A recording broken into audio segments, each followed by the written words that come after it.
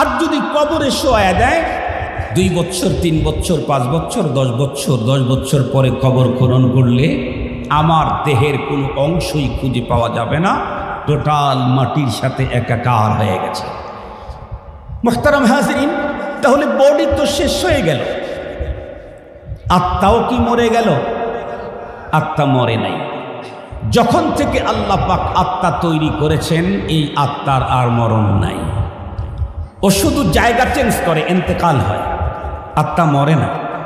প্রথম ছিল রুহের জগতে, এরপরে আলমে বতন মায়ের পেটের জগতে, এরপরে আলমে দুনিয়া এই পৃথিবীর জগতে, এরপরে আলমে বরজখ আখেরাত আর দুনিয়ার মাঝখানকার এক জগৎ আছে, সেই জগতে। এরপরে এই আত্মা উঠবে আলমে আখেরাতে। বডিটা জন্ম নিল মায়ের পেটে, শেষ হলো কোথায়? হয়তো মাটির পেটে, না হয় চিতায় গিয়ে। বডিটা শেষ হয়ে গেল। খুব ভালো করে বুঝবেন, এখন পরপারে তো আমাদেরকে উঠতেই হবে। আমাদের কি আকীদা? পরপারে আমাদেরকে উঠতে হবে না? পরপারে রবের সামনে আমাকে দাঁড় হতে হবে। তখন কি দাঁড় করাবে? আমার এই বডি, এই কালাডাই? কথা বলেন না কেন? এই বেটেটাই, এই সুটকুটাই, এই বাঁকাটাই? না, পরপারের বডি তো হবে নতুন। জান্নাতীদের বডি কত বড় হবে, জাহান্নামীদের চামড়া কত প্রশস্ত হবে, এই কথা তাফাসীরের কিতাবে অহরহ আছে। সেগুলি আমি বলতে চাচ্ছি। নতুন বডি দিবেন পরপারে। এখন আল্লাহ পাকের সামনে দাঁড়াবো, আল্লাহ পাক বিচার করবেন। বলুন তো দেখি, বিচার করতে কি এখন বডির দিকে তাকায়া করবেন না আত্মার দিকে? আর একটু জোরে বলেন। কেন? কারণ বডি তো নতুন, এর তো কোনো অপরাধী নাই, মাত্র তৈরি হয়ে আসলো। ওর আবার চেক করবে কি আর দেখবে কি? তো নতুন। পুরাতন কোনটা? কথা বলেন, পুরাতন কোনটা? আত্মা, যাকে পাঠানো হয়েছিল পৃথিবীতে পরপারের পুঁজি করার জন্য। ওকে ধরো, ওকে ধরো। এই জন্য আল্লাহ পাকের কোরআনে আল্লাহ তাআলা বলেন, ইয়াউমা লা ইয়ানফাউ মালুন ওয়ালা বানুন ইল্লা মান আতাল্লাহা বিকলবিন সালিম। পরপারে এখন আত্মা দেখেই আল্লাহ পাক বিচার করবেন।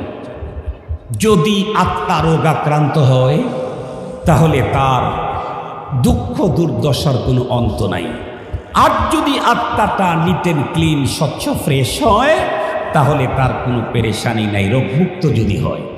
আমি এখন আপনাদেরকে জিজ্ঞেস করতে চাই, তাহলে আমরা পরপারের পথযাত্রী, আল্লাহর সামনে আমাদেরকে দাঁড়াতেই হবে। রবের সামনে দাঁড়াইলে আমার এই বডি দেখবেন না আত্মা দেখবেন? আত্মা দেখবেন। নবীজি বলেন, ইন্নাল্লাহা লা ইয়ানজুরু ইলা সুওয়ারিকুম ওয়া আমওয়ালিকুম ওয়ালাকিন ইয়ানজুরু ইলা কুলুবিকুম ওয়া আমালিকুম। আমার সুরত দেখবেন না, আমার সম্পদ দেখবেন না, দেখবেন আমার আত্মা, দেখবেন আমার আমল। এখন আসেন, আমরা আমাদের বর্তমান এই পৃথিবীতে এসে আমরা আমার দেশ, মানব, দুইটা জিনিস মিলেই মানুষ। একটা হলো মানব আত্মা, আর একটা হলো মানব বডি। দুইটা মিলেই মানব। আমাদের দেশে যত প্ল্যান প্রোগ্রাম, যত রকমের চিন্তা চেতনা, থিসিস, গবেষণা, সবগুলি হলো শুধু বডি কেন্দ্রিক, আত্মা কেন্দ্রিক। কোনো টেনশন পেরেশানি গবেষণা নাই। সরকারের হাজার হাজার কোটি টাকার যত বাজেট, একটাও আত্মা কেন্দ্রিক না, সব বডি কেন্দ্রিক। সমাজের হাজার প্ল্যান প্রোগ্রাম, সবগুলাই হলো বডি কেন্দ্রিক, একটাও আত্মা কেন্দ্রিক না। আমার আর আপনার ঘুম থেকে জাগ্রত হওয়ার পর থেকে আবার ঘুমের ঘরে যাওয়ার আগ পর্যন্ত যত চিন্তা চেতনা, পেরেশানি, মেহনত, যা দৌড় ঝাঁপ আছে, সবগুলাই বডি কেন্দ্রিক, একটাও আত্মা কেন্দ্রিক না। উন্নত মানের রাস্তা যদি হয়, তাতে আত্মার কোনো ফায়দা না, বডির ফায়দা? আর একটু জোরে বলেন। ঘরে ঘরে বিদ্যুৎ, তাতে আত্মার কোনো লাভ না, বডির লাভ? উন্নত বাড়ি আর গাড়ি, তাতে আত্মার কোনো লাভ না, বডির লাভ? একদম হাইফাই চেয়ার আর পাওয়ার ক্ষমতা, এটার দ্বারায় আত্মার কোনো লাভ না, বডির লাভ? দুনিয়ার সব কিছু প্রোগ্রাম করলাম যেই বডিকে নিয়ে, সেই বডি আমি ধরে রাখতে পারবো না, ওটি শেষ হয়েই যাবে। এই বডি আমি চেক দিতে পারবো না, এটা নিঃশেষ হবেই হবে, হয় চিতায় গিয়ে না হয় কবরের মাটিতে গিয়ে। এই বডি শেষ হবে। যেই আত্মাকে অবহেলা করে রেখেছি, এই আত্মার পিছনে কোনো মেহনত না করলেও আমি আত্মাকে মেরে ফেলতে পারব। মুসলমান ভাইরারি আমার কথা ভালো করে বুঝবেন। একজন মানুষ তার টোটাল লাইফে যদি শুধুমাত্র কেবলমাত্র তার বডিটাকে উন্নত, স্বচ্ছন্দ এবং উন্নত করার জন্য চেষ্টা করে, আর কিয়ামত পর্যন্ত পৃথিবীর সকল মানুষকে দিয়ে তার বডি রক্ষার জন্য চেষ্টা করে, জিন্দিগিতেও কোনো একজন মানুষ পৃথিবীতে তার বডি রক্ষা করতে পারবে না। এই জন্যই তো কবি বলেছেন, कैसे कैसे ताजदारो पादशाह चल बसे, वो खजीना बाला खाना शान शौकत क्या हुई, कैसी कैसी खूबसूरत रानियाँ शहजादियाँ, तन बदन सब गल गया है शक्ल सूरत क्या हुई। ऐ बिरादर जी जहानत रफ्तानास, जान बा इज़राइल आखिर दादानास, बाप भाई माँ बुहिन फरजंद जन और यार गार, आशिको माशूक नौकर बंदाए खिदमत गुजार, काम आने का नहीं हर एक जुदा हो जाएगा, बल्कि एक उज़्ब दुश्मन जन का हो जाएगा।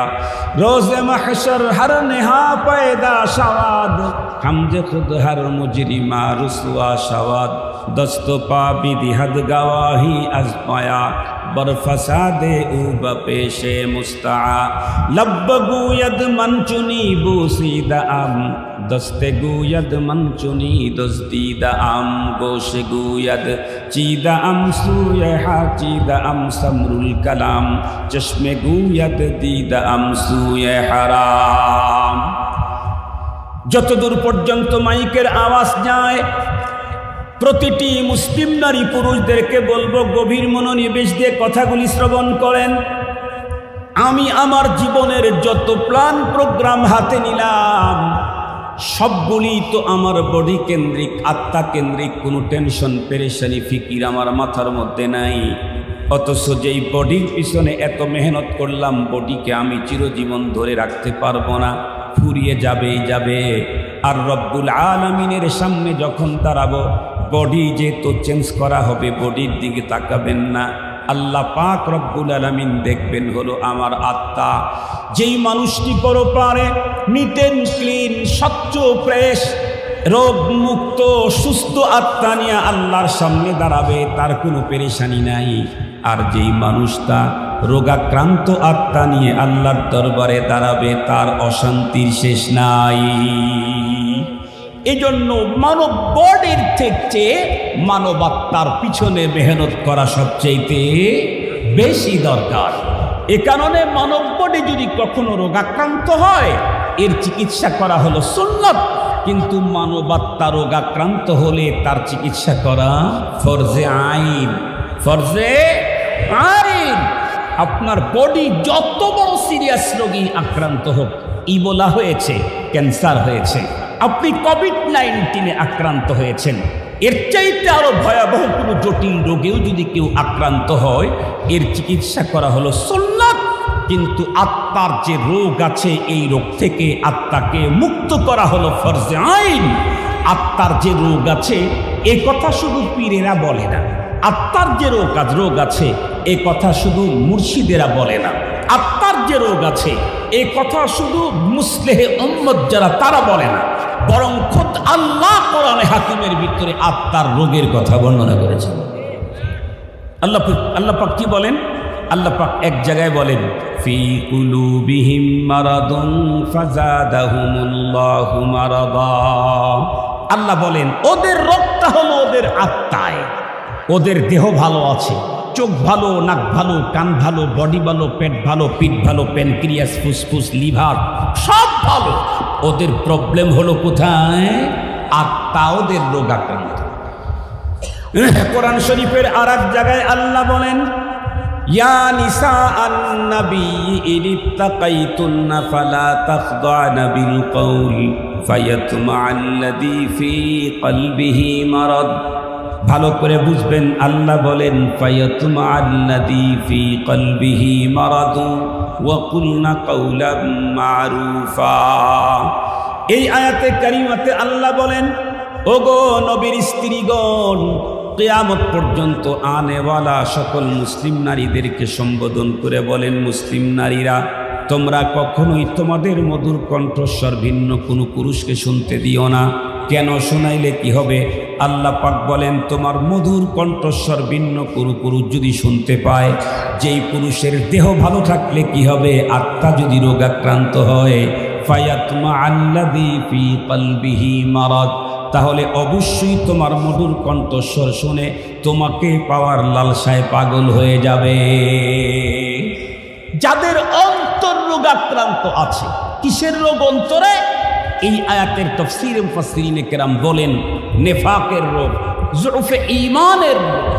মুহতারাম হাজিরিন, একটা কথা মনে রাখবেন, আমাদের দেশের ডাক্তার যারা, তাদের তো আর ক্যান্সার হয় না। ডাক্তারেরও ক্যান্সার হয়। আমাদের দেশের চিকিৎসক যারা, তাদের তো আর কখনো কি বলে এইডস মেডস হয় না। হয় যে কোনো রোগ ডাক্তারকেও আক্রমণ করতে পারে। মনে রাখবেন, আমি মুমিন, আমি মুত্তাকি, আমি পীর সাহেব, আমি বুজুর্গ, আমি শেখুল হাদিস, আমি শেখুল তাফসীর, আমি বহুত বড় বক্তা। মনে রাখবেন, আত্মা যদি আমার থাকে, ইমানদারের আত্মাও ভয়ঙ্কর ভয়ঙ্কর ব্যাধিতে আক্রান্ত হতে পারে। ইমানদারের আত্মাও ভয়ঙ্কর ব্যাধিতে আক্রান্ত হতে পারে। এই রোগ থেকে মানবাত্মাকে একদম ফ্রেশ করে আল্লাহর সামনে দাঁড়াতে হবে। রব পরপারে আত্মার দিকেই তাকায় দেখবেন, কার আত্মায় কি জাতীয় রোগ নিয়ে এখানে আসছে। ফায়দা হবে কার? ইল্লা মান আতাল্লাহা বিকলবিন সালিম। যে ব্যক্তি রোগমুক্ত আত্মা নিয়ে আল্লাহর সামনে দাঁড়াবে, পরপারে ফায়দা হবে তার। আত্মার ভয়ঙ্কর ভয়ঙ্কর ব্যাধি আছে, আপনি শুনলে অবাক হবেন। আত্মার একটা ব্যাধির উপরে কিঞ্চিত আলোচনা করে শুধু একটু ধারণা দেব আপনাদেরকে, যে আত্মার রোগের চিকিৎসা করা আমাদের জন্য কি পরিমাণে দরকার, এটা বুঝাবার জন্য। আত্মা যে সমস্ত রোগে আক্রান্ত হয়, এই সবগুলি রোগের নাম আরবিতে, একটা রোগের নাম ইংরেজিতে নেই। কেন তা জানেন কি? কারণ হলো আত্মার রোগ আর তার প্রতিকার বর্ণনা আছে কোরআনে আর হাদিসে। কোরআন আর হাদিস উভয়টাই আরবি, সঙ্গত কারণেই আত্মার রোগ এবং তার প্রতিকার আরবিতেই আছে। পক্ষান্তরে আমাদের দেহের রোগের প্রতিকার এটা আবিষ্কার করেছে বিদেশি ডাক্তারেরা, এরা অধিকাংশ ইংরেজি, যার কারণে আমাদের দেহের রোগের অধিকাংশ নাম ইংরেজিতে, মেডিসিনের নামও ইংরেজিতে। আবিষ্কারকরা যে ভাষার হয়, তারা ওই ভাষাই আবিষ্কার করে। আত্মার রোগের আবিষ্কারক আল্লাহ, এ কারণে কোরআনে পাকের নাম আরবিতেই দিয়েছে। এজন্য কোনো আত্মার রোগের নাম ইংরেজিতে নেই। তো আত্মার যেই রোগগুলি আসে, তার ভিতরে ইমানদারের আত্মাকে আক্রমণ করে যেই রোগ, তার মধ্যে একটা ভয়ঙ্কর রোগের নাম হলো রিয়া। কি নাম ভাই? আবার বলেন তো একটু। রিয়া। রিয়া মানে আল্লাহ ছাড়া অন্য কাউকে দেখানো। আল্লাহ ছাড়া অন্য কাউকে দেখানো টার্গেট। রিয়া এমন একটা ভয়ঙ্কর ব্যাধি, এই একটা ব্যাধি যদি কোনো মুমিনের অন্তরে আক্রমণ করে, তাহলে ওর জীবনের তাহাজ্জুদ, আউয়াবিন, চাষ, ইশরাক, জিকির, তারপরে তসবিহ, তাহলিল, ৫ ওয়াক্ত নামাজ, রোজা, হজ, যাকাত, ওয়াজ, হজ, এমনকি জিহাদ ফি সাবিলিল্লাহ, শাহাদত পর্যন্তকে শেষ করে দেয় একটা রোগ। বিষয়টাকে সুন্দর করে বুঝবার জন্য একটা মানব বডির রোগের কথা বলে মানব আত্মার রোগকে তুলনা করলে ভালো বুঝবেন। ধরেন একজন মানুষের পুরা বডির সব ভালো আছে, একদম চামড়া ভালো, হাড় ভালো, হার্ট ভালো, প্যানক্রিয়াস ভালো, ফুসফুস ভালো, লিভার ভালো, সব ভালো, শুধু একটা পার্টস নষ্ট হয়েছে, তার নাম হলো কিডনি। কিডনি নষ্ট হওয়ার কারণে কি হবে? এখন আমরা প্রত্যেকেই জানি, আল্লাহ তাআলা আমাদেরকে দুনিয়াতে চলার জন্য আমাদের দেহে ব্লাড দিয়ে আমাদের জীবনটাকে আল্লাহ তাআলা চালান। কি দিয়ে? ব্লাড। আর এই ব্লাড আমার শরীরে আল্লাহ পাক ঢুকায়া দেন হলো খাদ্যের মাধ্যমে। আমরা আম খাবো, জাম খাবো, কাঁঠাল খাবো, লিচু খাবো, শাক খাবো, সবজি খাবো, মাছ খাবো, গোশত খাবো, যাই খাবো, এই খাবারগুলি পেটের ভিতরে ঢুকলে এত বেশি মেশিনারিজ আল্লাহ পাক অটো মেশিন ভিতরে দিয়ে রাখছেন। এই খাবারগুলো প্রথমে এক জায়গায় যাবে, সেখানে কিছু কাজ হবে, আর এক জায়গায় ট্রান্সফার করবে, সেখানে কিছু কাজ হবে, আর এক জায়গায় ট্রান্সফার করবে, সেখানে কিছু কাজ হবে, আর এক জায়গায় ট্রান্সফার করবে। এরকম করতে করতে করতে করতে ওই খাদ্যগুলি থেকে একদম চিপে চিপে চিপে চিপে কিছু ব্লাড তৈরি করবে। সেই ব্লাডটাকে আবার ছাঁকুনি দিয়ে ছেঁকে পানি মুক্ত করে আমার বডির ভিতরে আল্লাহ ঢুকিয়ে দিবে। এই রক্ত দিয়ে আমার শক্তি আর দুনিয়াতে চলা। কথা কি বুঝাইতে পারছি আপনাদেরকে? এখন এই পুরা এই বডির ভিতরে যেই মেশিনারিজগুলি দিয়েছেন তার ভিতরে একটা মেশিনের নাম কিডনি। কথা বলেন, একটা মেশিনের নাম কিডনি। ও হলো ব্লাডকে ছাঁকুনি দেয়। এখন কোনো মানুষের বডির সব কমপ্লিট, শুধু কিডনি নষ্ট হয়েছে। কি হয় এখন? যেই খাদ্যগুলি খাওয়ার কারণে ব্লাড হইতো, সেই খাদ্যগুলি খাওয়ার কারণে শুধু কিডনি নষ্ট হওয়ার কারণে এখন ব্লাডের তুলনায় পানি শরীরে বেড়ে যায়। ঠিক বললাম না? ঠিক বললাম? যেটা খায় শুধু শরীর ফলে, মুখ ফলে, হাত ফলে, পা ফলে, পেট ফলে, তামাম দুনিয়ায় শুধু বলতে থাকে। এই কারণেই যদি কোনো কিডনি ড্যামেজ রোগী থাকে, তাকে দুনিয়াতে যে কয়দিন হায়াত আছে সুস্থ চলতে চাইলে অবশ্যই তাকে হয়তো কিডনি ট্রান্সফার করতে হবে, না হয় কমপক্ষে ডায়ালিসিস করতে হয়। ডায়ালিসিসে কি করে? ডায়ালিসিসে রোগীর দেহের সমস্ত ব্লাডগুলি বের করে নিয়ে বাইরের মেশিন দিয়ে ছাঁকুনি দিয়ে ভিতরে ঢুকাইয়ে দেয়। এই হলো ডায়ালিসিস। আমার বাড়িতে ডায়ালিসিস রোগী ছিল, এন্তেকাল করেছেন আমার ফ্যামিলি আপনজনের ভিতরে। সেখান থেকে আমি এই অভিজ্ঞতা নিয়েছি। আমি কোনো মেডিকেল সায়েন্সের ছাত্র না। খুব ভালো করে বুঝবেন, একটা মাত্র পার্টস নষ্ট হয়েছে। সব খাদ্যের দ্বারায় ব্লাড হওয়ার কথা, একটা পার্টসের কারণে এখন শরীরে ব্লাড বাড়ে না পানি বাড়ে, তার একদম উল্টে গেছে।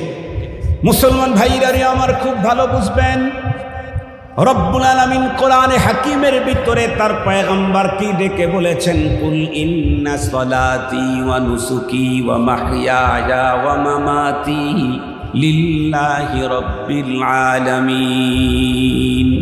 ওগো নবী, আপনি বলুন, আমার নামাজ, আমার কুরবানি, আমার জীবন, আমার মরণ সবগুলি শুধুমাত্র কেবলমাত্র একমাত্র কার জন্য? আরো একটু জোরে বলেন, কার জন্য? আমাদের নবীজি বলেন, আখলিস দীনাকা ইয়াকফিকাল আমালুল কলিল। তুমি তোমার অন্তরকে পিওর করো, রোগমুক্ত করো, খাঁটি করো, নিট এন্ড ক্লিন, স্বচ্ছ করো। অল্প আমল তোমার নাজাতের জন্য যথেষ্ট হয়ে যাবে। একজন মানুষের কিডনি যখন ভালো থাকে, অল্প খাবার খেলে সেখান থেকেই তার জীবন চলার মতো ব্লাড শরীরের ভিতরে ঢোকে। যখন কিডনি নষ্ট হয়, যতই খাবার খায় ততই বন্ধুরা আমার তার শুধুই পানি বাড়তে থাকে।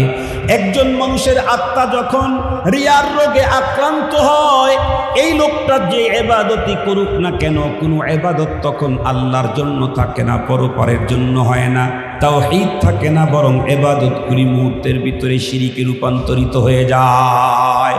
এটা আব্দুল বাসেত খানের বক্তব্য না, স্বয়ং পয়গম্বর বলেছেন, মান সাল্লা ইউরাই ফাকাদ আশরাকা। যে ব্যক্তি সালাত আদায় করলো কিন্তু তার টার্গেট যদি হয় মানুষকে দেখানো, মানুষ আমাকে নামাজি বলবে, দিনদার বলবে, এত কষ্ট করেও সালাত আদায় করে ছেলেটা কত ভদ্র, এই জাতীয় কোনো উদ্দেশ্য যদি কোনো মানুষের থাকে, যদিও এই লোকটা সালাত আদায় করতে প্রথমে ওযুর শুরুতে বলেছিল বিসমিল্লাহ, এরপরে ওযু শেষ করার পরেও বলেছে আশহাদু আল্লা ইলাহা ইল্লাল্লাহ, এরপরে যখন সালাতে দাঁড়িয়েছে সর্বপ্রথম বলেছে আল্লাহু আকবার, এরপরে যখন বন্ধুরা আমার হাত বেঁধেছে তখনও বলেছে সুবহানাল্লাহ, এরপরে যখন কোরআন শরীফ পড়া শুরু করবে তখনও বলেছে বিসমিল্লাহ আলহামদুলিল্লাহ, এরপরে যখন তাকবীরাতে ইন্তেকালিয়া শুরু হলো, অবস্থা পরিবর্তন যখন করে তখনও আল্লাহর নামের স্লোগান দেয় আল্লাহু আকবার, সামি আল্লাহু লিমান হামিদা, আল্লাহু আকবার, আল্লাহু আকবার। রুকুতে গিয়ে সুবহান রব্বিয়াল আযীম, সিজদায় গিয়ে সুবহান রব্বিয়াল আলা। নামাজের শুরুতেও আল্লাহু আকবার, নামাজের শেষেও আল্লাহ শব্দ দিয়েই শেষ, আসসালামু আলাইকুম ওয়া রাহমাতুল্লাহ। মুসলমান ভাইরা আমার, টোটাল কাজ কিন্তু তাওহীদের করেছিল।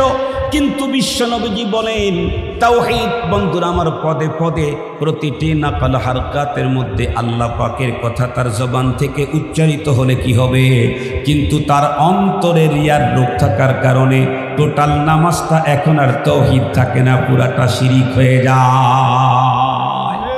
নামাজ একমাত্র ক্রিয়ার কারণে টোটাল নামাজটাই শিরিক হয়ে গেল।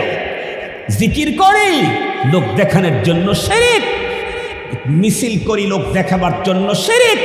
এক কথা, আল্লাহ ছাড়া অন্য কাউকে দেখানো, অন্য কোনো টার্গেট নিয়ে ইবাদত যদি কেউ করে তাহলে তার ইবাদত তাওহীদ থাকে না, এটা একত্ববাদ থাকে না, এটা তখন শিরিক হয়ে যায়। তাহাজ্জুদ কাজে আসবে না, এই ইশরাক কাজে আসবে না, আসবে না আউয়াবিনার চাষ তার কোনো কাজে, সকাল বিকালের 13 তসবিহ 43 তসবিহও তার কোনো কাজে আসবে না। বরং এগুলাকে কাজে আনতে চাইলে আগে অন্তরকে রোগ মুক্ত করতে হবে। যা খাবার খাবো এগুলি দিয়ে স্বচ্ছ ফ্রেশ ব্লাড আমার শরীরে ঢুকাইতে চাইলে আমার নষ্ট কিডনিকে চেঞ্জ করা লাগবে, তাহলে কাজ হবে। আমার নষ্ট অন্তরকে পরিবর্তন না করতে পারলে আমার ইবাদত আমার কাজে আসবে না। মুহতারাম হাজরিন, আজকে তো নামাজের কোনো অভাব নেই, মসজিদের তো কোনো অভাব নাই, আল্লাহর নামের স্লোগান দেওয়ার লোকের তো অভাব নাই, কিন্তু আজকে লক্ষ জনতার কান্নায় আসমান থেকে মদদ কেন আসে না? এই জমিনে তো একজন মানুষের কান্নায় আসমান থেকে ফেরেশতা জমিনে কাতারে কাতারে এসেছে। এখন কাতারে কাতারে মানুষের কান্নায় আসমান থেকে মদদ কেন আসে না? নবী আলাইহিস সালাম আগেই বলে গেছেন এমন একটা সময় আসবে মসজিদ ভরপুর থাকবে কিন্তু ইমানদার মুসল্লি খুঁজে পাওয়া যাবে না। এখন কিন্তু 100% সেই যুগে এসে গেছি, মসজিদে মুসল্লির অভাব নাই, কিন্তু ইমানদারের বড় সংকট। কথা বলেন, ইমানদারের আপনাদের কি ধারণা? কোন ইমাম খতিব যখন মসজিদের ভিতরে বক্তব্য দেওয়া শুরু করলো, সবাই মুসল্লি নামাজ পড়তে এসেছেন, আস্তে আস্তে তো মুসল্লি যায় নামাজওয়ালা মুসল্লি, তার মানে 1 নম্বরের মুসল্লি বাড়ির থেকে যায় নামাজ নিয়ে আসছে, এত দামি মুসল্লি। উনি বক্তব্য দিতে দিতে দিতে দিতে কোরআন হাদিসের কথা বলতে বলতে বলতে বলতে একটা কথা এমন হয়েছে যা ওই মুসল্লির কাজের উল্টা, অথবা মুসল্লির নেতার থিওরির উল্টা। তাহলে সাথে সাথে একজন দাঁড়ায় বলল, হুজুর এটা বন্ধ করেন। আপনি কি মনে করেন কোরআনের কথা বললেন হুজুর, তারপরে বলে বন্ধ করেন? ও যদি ইমানদার হয় তাহলে কাফের করবে না, ও যদি ইমানদার হয় তাহলে কাফেরকে বেঈমানকে। মুহতারাম হাজিরিন, খুব ভালো করে কথাগুলি বোঝার জন্য চেষ্টা করবেন। এজন্য এখন মসজিদে মুসল্লির অভাব নাই, কিন্তু ইমানদার মুসল্লির বড়, কথা বলেন না কেন, ইমানদার মুসল্লির বড় অভাব। আমাদেরকে বুঝ দেয়, আমাদেরকে ডেকে বুঝ দেয় কোরআন সম্পর্কে, আমাদের সামনে বক্তব্য, আমাদেরকে হাদিস শোনায়। কত বড় ধৃষ্টতা তাদের! টোটাল লাইফটাই কাটায় দিলাম কোরআন হাদিসের গবেষণায়, তারা আমাদেরকে হাদিস বলে। এই হাদিস কি নাই কোরআন হাদিসে, এই আয়াত কি নাই কোরআনে, সেগুলি বলতে পারেন না। তার মানে হলো কোরআনের সব আয়াত সব সময় বলা যাবে না। এই থিওরি যাদেরকে আমরা বলি তাদেরকেও ইমানদার বলা যায় না। যাদের এই থিওরি যে সব সময় কোরআনের সব আয়াত বলা যাবে না, আমরা স্পষ্ট ভাষায় বলতে চাই তাদেরকে কখনোই ইমানদার বলা যায় না, তাদেরকে কখনো ইমানদার বলা যায় না। অথচ ঈমান হলো আমার জীবনের সবচাইতে বড় সম্পদ। পৃথিবীর কিছুই পেলাম না, 100 বছর হায়াতে শুধু ঈমানটাই অর্জন করলাম। ফুস্তু ওয়া রাব্বিল কাবা, কাবার মালিকের কসম, আমার চাইতে বড় অর্জন কারো নাই। সারা জিন্দেগিতে কিছুই অর্জন করতে পারি নাই, ঈমান অর্জন করেছি। কসম আল্লাহর, আমার চাইতে বড় অর্জন পৃথিবীর কারো নাই। আর সারা জীবনে দুনিয়ার সবকিছু অর্জন করলাম, কিন্তু ঈমান অর্জন করতে পারি নাই। কসম আল্লাহর, আমার চাইতে হতভাগায় জমিনে আর কেউ নাই। আমার চাইতে কুকুরটাও ভালো, আমার চাইতে শুকুরটাও ভালো, কারণ ও দুনিয়ার ওপারে গিয়ে ওকে দহনের শাস্তি, আযাব ভোগ করতে হবে না, জাহান্নামে যেতে হবে না, কিন্তু আমি দুনিয়াতে এসে ঈমান পাইলাম না, সব পাইলাম, আমাকে তো দহনের শাস্তি আর আগুনের আযাব আমাকে ভোগ করতে হবে। মুহতারাম হাজরিন, তো বলতেছিলাম রিয়া এমন একটা ভয়ঙ্কর ব্যাধি মানব আত্মার, যে এক রোগের কারণে আমার জীবনের সকল ইবাদত শেষ করে ফেলবে। তাহলে বলুন তো দেখি, আমার যা ইবাদত আল্লাহ আমাকে করার তৌফিক দিয়েছেন, এগুলি সংরক্ষণের জন্য মানব আত্মাকে রোগ মুক্ত করা দরকার আছে না নাই? আর একটু জোরে বলেন। এটা কি নফল, সুন্নতে জায়েদা, সুন্নতে মুআক্কাদা, ফরজে কিফায়া? কথা বলেন ফরজে, আবার বলেন ফরজে আইন। যত আত্মা আছে মানুষের, প্রত্যেকটা আত্মাকে রোগ মুক্ত করা, রিয়া মুক্ত করা, হাসাদ মুক্ত করা, বুখল মুক্ত করা, উজুব মুক্ত করা, কিবির মুক্ত করা, এটা ফরজে আইন। মুহতারাম হাজিরিন, কিন্তু দুঃখের সাথে বলতে হয়, আমার শুধু বডি নিয়েই আমাদের চিন্তা ফিকির, কেমনে বডি সুন্দর হয়, বডি ভালো হয়, বডি দেখতে সুন্দর, বডি মোটা তাজা হয়, কি করে বডি শান্তি পায়, আত্মা নিয়ে কোনো টেনশন আমাদের নাই। মুসলমান ভাইরা আমার ভালো করে বুঝবেন, রিয়াকারদের জন্য এমন ভয়ঙ্কর শাস্তির কথা হাদিসে পাকের ভিতরে আল্লাহর পয়গম্বর বর্ণনা করেছেন, যেই কথাগুলি বলতে গেলে আমাদের শরীরের লোম পর্যন্ত দাঁড়িয়ে যায়। কারণ আমাদের ভিতরেও তো অল্প হোক আর বেশি হোক, এই রোগ থেকে আমরা এখনো মুক্ত হতে পারি নাই। তাফসীরে ইবনে কাসিরের ভিতরে আছে, বিশ্বনবীজি বলেন, ইন্না ফি জাহান্নামা লাওয়াদি, আল্লাহর পয়গম্বর বলেন জাহান্নামের ভিতরে স্পেশাল একটা এরিয়া আছে, তাস্তাঈদু মিনহু জাহান্নাম কুল্লা ইয়াউমিন 400 মাররা। জাহান্নামের অন্য অংশগুলি ওই অংশ থেকে হেফাজতের জন্য আল্লাহ পাকের কাছে প্রতিদিন 400 বার পানাহ চায়। খোদ জাহান্নামের আর এক অংশ থেকে বাঁচার জন্য দৈনিক 400 বার আল্লাহ পাকের কাছে পানাহ চায়।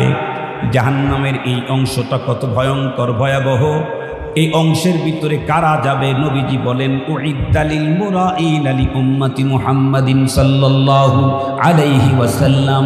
জাহান্নামের এই এরিয়াটা উম্মতে মুহাম্মাদির রিয়াকাতদের জন্য তৈরি করা হয়েছে। নাউজুবিল্লাহ বলেন। এই জন্য মুসলমান, আমাদের প্রত্যেকটি মুসলমানকে আমাদের আত্মার চিকিৎসা করতেই হবে, করাতেই হবে। আত্মার চিকিৎসক বন্ধুরা আমার পৃথিবীর কোনো মেডিকেল কলেজের ভিতরে তৈরি হয় না। আত্মার চিকিৎসক কোনো বন্ধুরা আমার চুয়েটে তৈরি হয় না। আত্মার চিকিৎসক পৃথিবীর কোনো কলেজ ইউনিভার্সিটিতে তৈরি হয় না। আত্মার চিকিৎসক তৈরি হয় হলো কোরআনে পাকের মাদ্রাসায়। কারণ এই আত্মার বর্ণনা পৃথিবীর কোনো মেডিকেল কলেজের বইয়ের ভিতরে নাই, কোনো থিওরির ভিতরে নাই। এগুলি আছে আল্লাহর কোরআনে আর পয়গম্বরের হাদিসে। সঙ্গত কারণে আত্মার চিকিৎসা করাইতে চাইলে বন্ধুরা আমার অবশ্যই আত্মার রোগের চিকিৎসক তৈরি করতে হবে। আত্মার রোগের চিকিৎসক কোনো মেডিকেল কলেজে তৈরি হয় না। মানব বডির চিকিৎসার জন্য ডাক্তার প্রয়োজন, এগুলি তৈরি হয় মেডিকেল কলেজে। মেডিকেল কলেজ ছাড়া পৃথিবীর কোনো হাসপাতাল যেমন চলতে পারে না। মনে রাখবেন, মানব আত্মার চিকিৎসক তৈরি হয় মাদ্রাসায়। মাদ্রাসা ছাড়া পৃথিবীর কোনো মানুষের আত্মা কখনো সুস্থ করার জন্য ডাক্তার দুনিয়াতে খুঁজে পাওয়া যাবে না। এই জন্য মুসলমান, আমার দেশের মানব বডিকে সুস্থ রাখার জন্য যদি উন্নত থেকে উন্নত মানের মেডিকেল কলেজ আর হাসপাতালের প্রয়োজন হয়, তাহলে মুমিনের আত্মাকে সুস্থ রাখার জন্য উন্নত থেকে উন্নত মানের বিশ্বমানের মাদ্রাসারও দরকার আছে না নাই? আলহামদুলিল্লাহ সুম্মা আলহামদুলিল্লাহ, আমার বাংলাদেশ পৃথিবীর মানচিত্রে ছোট্ট একটা দেশ। বিশ্ব মানচিত্রে বাংলাদেশের নাম লিখতে গেলেও নিজের জায়গাতে হয় না, অন্য দেশের জায়গা ভাড়া নিয়ে নাম লেখা লাগে। এত ছোট একটা বন্ধুরা আমার রাষ্ট্র, তারপরেও খোদায় পাকের মেহেরবানি, ছোট্ট রাষ্ট্র হলে কি হবে, মক্কা এবং মদিনা থেকে দূরে হলে কি হবে। আলহামদুলিল্লাহ সুম্মা আলহামদুলিল্লাহ, শাহজালাল শাহ পরাণের এই পুণ্যভূমিতে বর্তমান সময়ে কোরআনে পাকের এমন এমন এক্সপার্ট ব্যক্তি তৈরি হচ্ছে। ইতিমধ্যে আপনারা জেনে ফেলেছেন 127টা রাষ্ট্রের ভিতরে হিফজুল কোরআন প্রতিযোগিতাতেও বাংলাদেশের ছোট্ট মানচিত্রের ছেলেগুলি তামাম দুনিয়ার ভিতরে নাম্বার 1। কোরআন শরীফ আমরা তো পড়ি এক তারতিবে, এক সিস্টেমে বন্ধুরা আমার, এক কারির কেরাতে।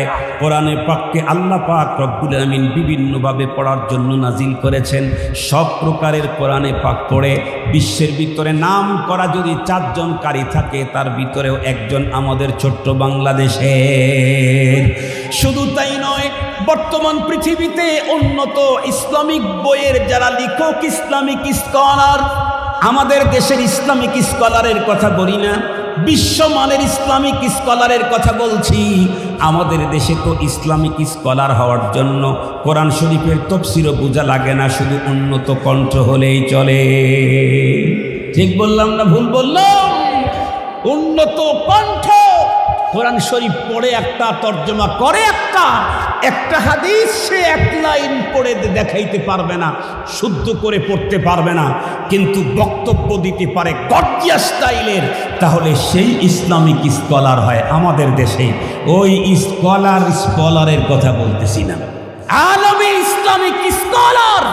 বর্তমান ইসলামী জগতে সবচাইতে বড় ইসলামিক বড় বিদ্বান যারা, তাদের বর্তমান সিরিয়ালে বাংলাদেশ প্রথম নম্বরে। আলহামদুলিল্লাহ বলেন, আলহামদুলিল্লাহ বলেন, আলহামদুলিল্লাহ বলেন। মুহতারাম হাজিরিন, আপনি যান আরব আমিরাতে, যান দুবাই, যান কাতার, যান বাহরাইন, যান সৌদিতে, এখান থেকেই বলে দিলাম, নিজের চোখে দেখে এসেছি। আলহামদুলিল্লাহ, যে দেশের মাটিতে কোরআন নাজিল হয়েছে সেই দেশের মসজিদগুলোতে বাংলাদেশের ইমামেরা নামাজ পড়ায়। আমাদের বাংলাদেশের কিছু বুদ্ধিজীবী আছে, এত বেশি বুদ্ধি, যেই বুদ্ধি দিয়া জীবিকা করতে মাথায় চুল নাই। এরকম কিছু বুদ্ধিজীবী আছে না, যাদের বক্তব্য যখন বের হয় এত বড় ওজনই শব্দ বের হয়, একটা কয়েক হাজার টন ওজনের শব্দ তাদের মুখ থেকে বের হয়, কিন্তু তারা আবার মজায় বলে মোল্লারা দেশের জন্য কি করেছে, মোল্লারা দেশকে কি দিয়েছে, মোল্লারা তো জাতির জন্য ঝামেলা। আসলে ওরা এতটাই ওদের চোখের পাওয়ার প্রবলেম, একেবারে অনেকটা চাম্বাদুরের মতো। দিনের বেলায় সূর্যের আলোতে সারা দুনিয়া দেখে, কিন্তু চাম্বাদুর দেখে না। সূর্যের আলোয় দুনিয়া তামাম, দুনিয়ার সবাই দেখে, চাম্বাদুর দেখে না। মুহতারাম হাজিরিন, আমাদের দেশে ওই মার্কা অনেক বুদ্ধিজীবী শিক্ষিত লোক আছে। আমি তো চ্যালেঞ্জ করে বলতে পারি, আমাদের দেশে বিদেশ থেকে যেই সমস্ত যোদ্ধারা কষ্ট করে মেহনত করে আমাদের দেশে অর্থ পাঠায়, টাকা পাঠায়, এর ভিতরে অনেক বড় একটা অঙ্ক আসে উলামায়ে কেরাম হাফেজে কোরআনদের মাধ্যমে।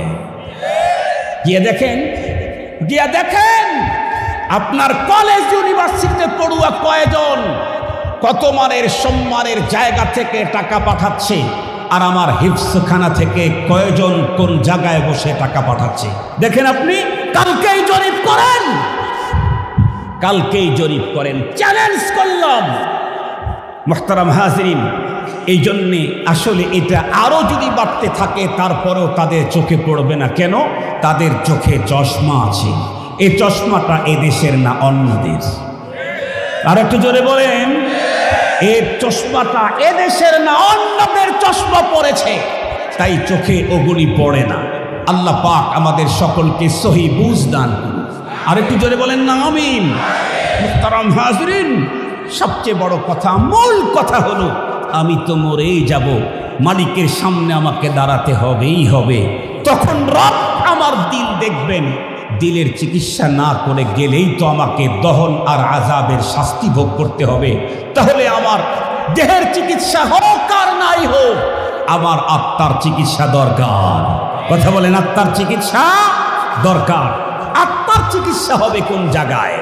আত্মার চিকিৎসা হবে যেখানে কোরআন আছে, যেখানে হাদিস আছে, যাদের কাছে কোরআন আছে, যাদের কাছে হাদিস আছে, কোরআন আর হাদিসের প্রেসক্রিপশনের মাধ্যমে কোরআন আর হাদিস ওয়ালারাই আমাদের আত্মার চিকিৎসা করবে। আলহামদুলিল্লাহ, আলহামদুলিল্লাহ। গভর্নমেন্টের বড় ধরনের কোনো সহযোগিতা না থাকলেও এদেশের প্রতিটি মুসলমানের অন্তরের একদম গভীর গহীনে একটি প্রতিষ্ঠানের মায়া, মুহাব্বত আর ভালোবাসা সিরিয়াসলি মুস্তাহকাম আর মজবুত, সেটা হলো কওমি মাদ্রাসা। এদেশের প্রতিটি মুমিনের অন্তরের হৃদয়ের সবচাইতে গভীরে যেই প্রতিষ্ঠান জায়গা করে নিয়েছে সেটা হলো কওমি মাদ্রাসা। কওমি মাদ্রাসা নিজের কষ্টে অর্জিত সম্পদ খেয়ে না খেয়ে সহযোগিতা করে কওমি মাদ্রাসায়। সরকার কত রকমের বাহিনী দিয়েছে, সরকার কত আইন করে, এরপরেও 100% লোকের কাছ থেকে ট্যাক্সই উঠাইতে পারে না। হুজুররা কখনো কোনো বিরুদ্ধে আইন দেয় না, এরপরেও রিক্সা চালক আজকের বাজার বন্ধ করে টাকাটা মাদ্রাসায় দিয়ে গেছে কোরআনের খেদমতের জন্য। প্রমাণ আছে না? নাই? এটি প্রমাণ করে এদেশের মুমিনের হৃদয়ের গভীরে কওমি মাদ্রাসার স্থান। এটা দিন দিন যত বাড়তে থাকবে, পৃথিবীর কোনো শক্তি আর এই মাদ্রাসাকে টোকা দিয়ে টিকতে, আর একটু জোরে বলেন, টোকা দিয়ে টিকতে পারবে না। অতীতে পারে নাই, কোনো দিন পারবে না।